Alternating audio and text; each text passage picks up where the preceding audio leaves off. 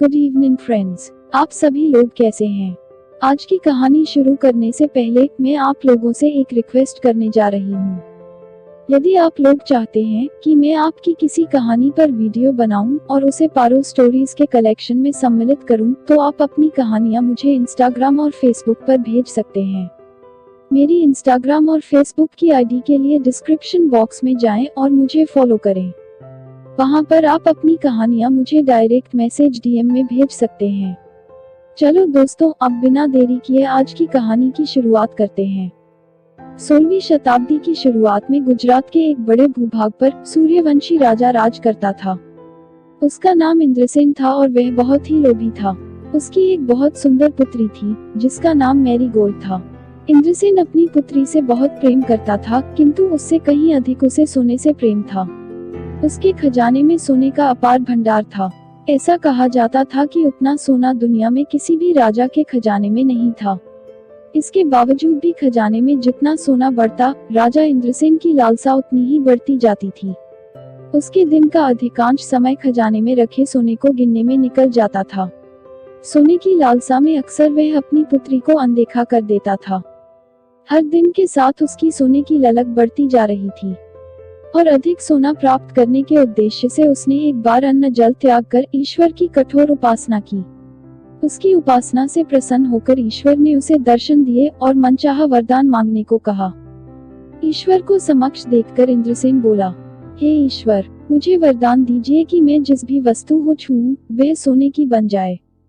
ईश्वर इंद्रसेन की लालसा समझ रहे थे। वरदान देने के पूर्व उन्होंने पूछा, राजन, क्या यह वरदान मांगने के पूर्व तुमने अच्छी तरह विचार कर लिया है?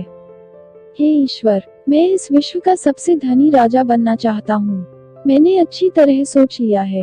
मुझे यही वरदान चाहिए। कृपया मुझे वरदान प्रदान कीजिए।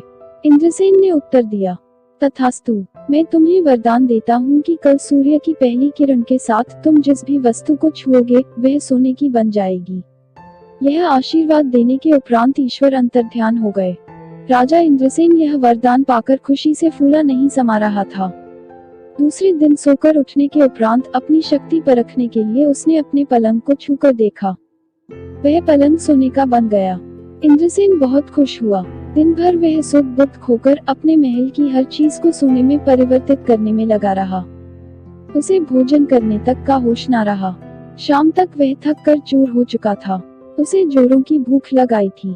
उसने अपने सेवकों को भोजन परोसने के लिए कहा। भोजन परोसा गया, किंतु यह क्या? जैसे ही उसने भोजन को हाथ लगाया वह सोने में परिवर्तित हो गया। अब सोने को तो खाया नहीं जा सकता था। भूख से बेहाल राजा इंद्रसेन ने फल खाकर भूख मिटानी चाहिए, किंतु उसके छूते ही वह भी सोने में परिवर्तित हो गया। वह गुस्से से तिलमिला उठा और उठकर बाहर चला आया। बाहर टहलते हुए वह अपने महल के उद्यान में पहुंचा। वहां उसने देखा कि उसकी नन्ही पुत्री मैरीगोल्ड खेल रही है। उसका सुंदर मुख देखकर राजा के मन में प्रेम उमड़ आया। कुछ क्षणों के लिए वह अपनी भूख भूल गया। जब मैरीगोल्ड ने अपने पिता को देखा तो वह उसके पास दौड़ी चली आई और प्रेमपूर्वक उससे चिपक गई। राजा इंद्रसेन ने प्यार जताते हुए उसके सिर पर हाथ फेरा और तुरंत ही वह सोने में परिवर्तित हो गई। अपनी नन्ही पुत्री को सोने का बना देखकर वह दुखी हो गया और रोने लगा। उसने फिर से ईश्वर से प्रार्थना की।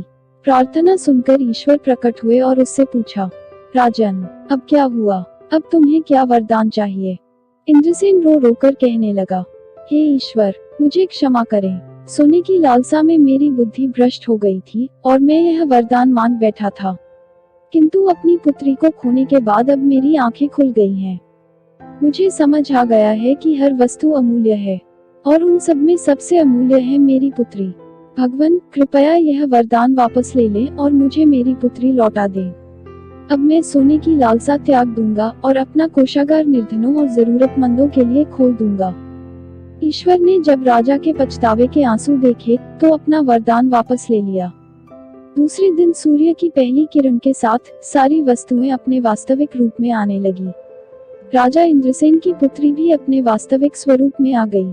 राजा ने अपने वचन के अनुसार अपना कोषागार निर्धनों और जरूरतमंदों के लिए खोल दिया। उसका लोभ खत्म हो चुका था। अब वह लोभमुक्त होकर एक संतुष्ट जीवन व्यतीत करने लगा। कहानी से सीख, इंसान को कभी लोभी नहीं होना चाहिए। भौतिक जीवन में धन बहुत आवश्यक होता है, लेकिन इससे सभी चीजें नहीं खरीदी जा सकती हैं। आप लोगों को ये कहानी कैसी लगी? कमेंट करके मुझे अवश्य बताएं ताकि मैं ज्यादा से ज्यादा मजेदार कहानियां आप लोगों तक ला सकूं। आप लोगों से अनुरोध है कि मेरे चैनल को सब्सक्राइब करें और साथ ही इस वीडियो को लाइक करें। हो सके तो इस वीडियो को आप अपने दोस्तों के साथ व्हाट्सएप, इंस्टाग्राम और फेसबुक पर अवश्य शेयर करें। आपका सहयोग मुझे अच्छी कहानियां बनाने के लिए प्रेरित करेगा।